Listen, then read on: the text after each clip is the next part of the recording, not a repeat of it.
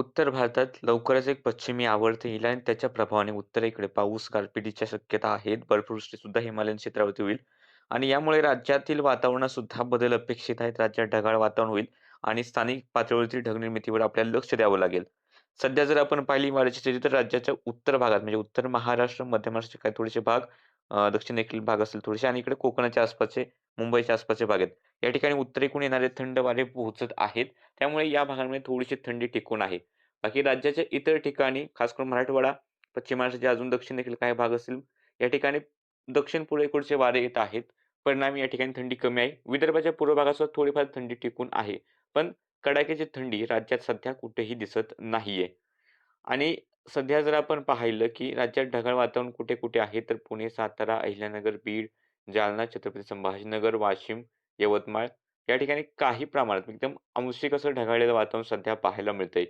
मात्र येत्या दिवसांमध्ये पश्चिमी आवर्ताच्या प्रभावाने साधारणतः 21 तारखेपासून राज्यात ढगाळ वातावरण वाढत जाईल. मराठवाडा, उत्तर महाराष्ट्र आणि त्यानंतर मग हे ढग इकडे विदर्भाकडे सुद्धा आपल्याला पाहायला मिळण्याची शक्यता आहे. पण तूर्तास कोणतंही मॉडेल पाऊस दाखवत नाहीये आणि जर का स्थानिक पातळीवर जशी ढगनिर्मिती झालीच, तर त्याबाबत त्या तारखेच्या आसपास आपण त्याचे अपडेट्स देऊ. पण सध्या राज्यात तशा प्रकारचे कुठल्याही प्रकारचा पाऊस मॉडेल दाखवत नाहीत. पण स्थानिक पातळीवर जे ढग असतील, ते 21 तारखेनंतर विकसित होतील.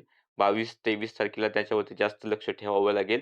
कारण त्यावेळेस कदाचित उत्तर भारतात पाऊस पडतोय, जर का त्याचा परिणाम थोडासा झाला महाराष्ट्रावरती तर होऊ शकतो. पण सध्या मॉडेल तसं पाऊस दाखवत नाहीत आणि ते स्थानिक पातळीवर जे ढग असतात त्याचा अंदाज हा साधारणतः 12 ते 24 तास अगोदरच कळत असतो.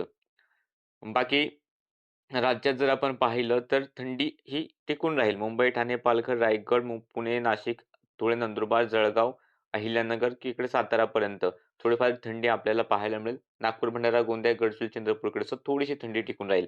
राज्याच्या इतर ठिकाणी विशेष थंडी नाही आणि काही प्रमाणात धुके आपल्याला पाहायला मिळतील. पालघर, ठाणे, रायगड, रत्नागिरी, सिंधुदुर्ग, कोल्हापूर, सातारा, पुणे, नाशिक, अहिल्यानगरच्या 1-2 ठिकाणी काही प्रमाणात धुके आपल्याला पाहायला मिळण्याची शक्यता उद्या पहाटे-पहाटे दिसतायत. बाकी राज्याच्या इतर ठिकाणी हे धोके नसतील. सध्याच्या अपडेटमध्ये इतकंच. दररोजच्या हवामानाचे अंदाज पाहण्यासाठी चॅनलला सबस्क्राईब करा.